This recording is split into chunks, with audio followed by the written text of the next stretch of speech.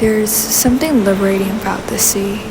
The endless waves, the crying gulls, and the salty breeze. I just love visiting places. This time it's with my school. More friends, rain, sidewalk, selfies, street camera, post, and smile.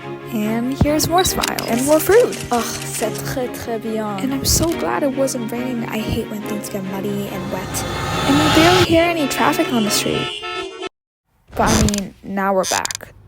This fascinating trip is unfortunately over now. But you could always replay my 13 days in Provence, France. Ugh, bad news, we still have to wake up at 8. Good news, we have croissants.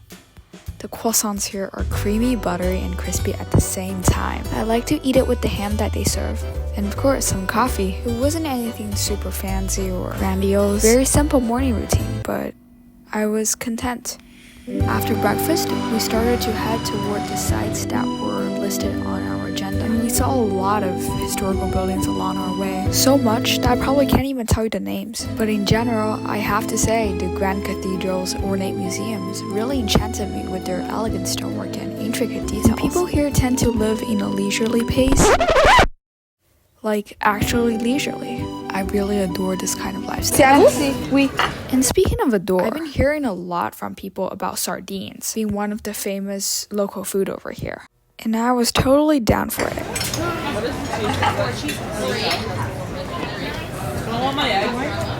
Oh wow, it definitely had a very interesting texture. I don't know if I like it. See, this is the thing about trying new food and new things. You never know until you do it.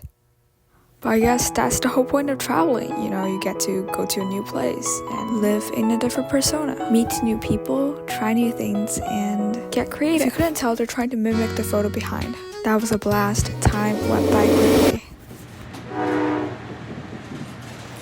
So we took the train to go back to our hotel. I cannot tell you the last time I was on an actual train that has this sound, you know. It feels so slow. I guess it's like the French culture that is more on a leisurely pace. It was a Sunday, and for dinner, pretty much everything was closed, so we spent over an hour trying to figure out what to eat. You're never gonna see this in Shanghai, like what? Fast, rush, efficiency. These are not really a thing over here. But people still live their life, and I guess we're just different, you know? Before I lived my life in Shanghai, and we're in France. I have taken 16 flights by myself in the past year alone, so I thought I was well traveled and had seen much of the world. However, this trip made me realize the world I know was narrow and limited compared to the perspective of others.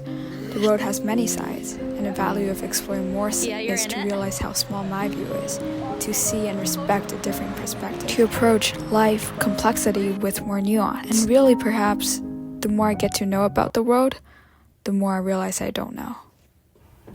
So perhaps we travel to open our hearts and eyes and learn more about the world than what books will accommodate. We travel to bring what little we can in our ignorance and knowledge to those other parts of the world. And I guess we travel initially to lose ourselves, and we travel next to find ourselves.